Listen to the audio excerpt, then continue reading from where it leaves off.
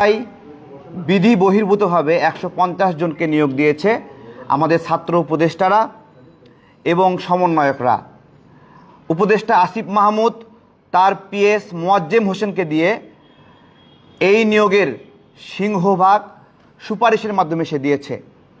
আর অপরদিকে উপদেষ্টা নাহিদ, সেও সুপারিশের মাধ্যমে ওয়াসায় গিয়ে নিয়োগ দিয়েছে।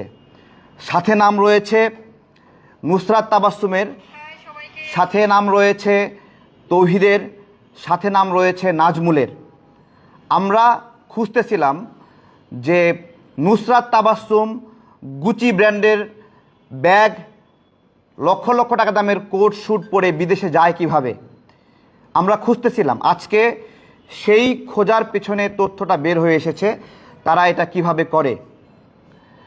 আমরা আজকের এই প্রেস বিজ্ঞপ্তিতে কিছু দাবি উত্থাপন করব। আমরা একটু চলেন আমরা শুনি। আমজনতা দলের পক্ষ থেকে জানানো হচ্ছে যে আমরা গভীর উদ্বেগের সঙ্গে লক্ষ্য করছি যে ছাত্র উপদেষ্টা ও সমন্বয়কদের মাধ্যমে ওয়াসায় ১৫০ জনের নিয়োগে চরম দুর্নীতি সংগঠিত হয়েছে।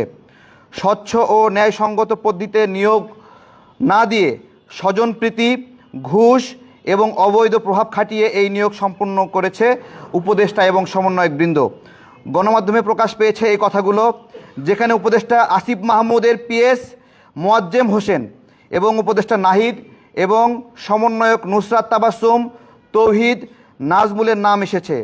কোটার বিরুদ্ধে লড়াই করে আমরা এমন দুর্নীতির মাধ্যমে নিয়োগ প্রত্যাশা করতে পারি না। ইতিপূর্বে সচিবালয়ে ৩ কোটি টাকার নিয়োগ জালিয়াতি ফাঁস হওয়ার পরেও কোনো ব্যবস্থা নেওয়া হয় নাই। 7 দিনের জন্য একটি তদন্ত কমিটি গঠন করা হয়েছিল, সেই তদন্ত কমিটি এখনও শেষ হয় নাই।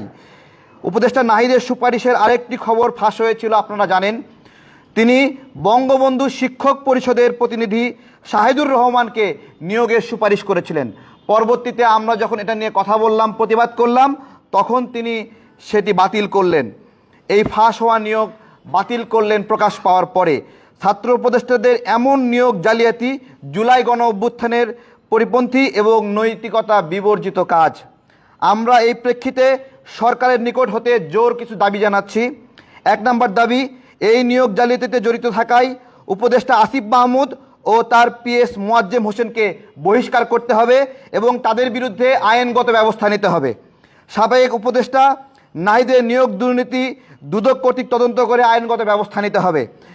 সচিবালয় ও সরকারি অফিসসমূহে ছাত্র প্রতিনিধি নামের কর্তৃত্ববাদী সমন্বয়কদের অপসারণ করতে হবে এবং সচিবদের পাশে দুই পাশে যে দুজন আমরা শিশু সচিব দেখি, এই শিশু সচিবদেরকে এখান থেকে সরাতে হবে। মংলা বন্দর শ্রমিক সংঘের প্রধান উপদেষ্টা পদ হতে হান্নান মাসুদ ও অন্যান্য সমন্বয়কদের অপসারণ করতে হবে। আমজনতার দল এই মর্মে জানাচ্ছে যে নতুন বাংলাদেশে নতুন স্বাধীনতার সাথে প্রতারণা করা প্রতারকদের বিরুদ্ধে ব্যবস্থা নিলে দুর্বার আন্দোলন গড়ে তোলা হবে। ধন্যবাদ সবাইকে। ব্যবস্থা না নিলে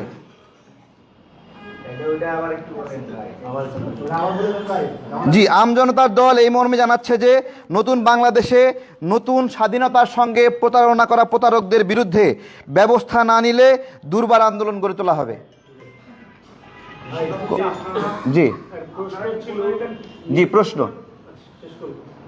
আপনারা কি কোনো একটা নিউজের উপর ভিত্তি করে তাদের এই বিরুদ্ধে এইভাবে অভিযোগ করছেন নাকি আপনাদের হাতে কোনো এভিডেন্স আছে?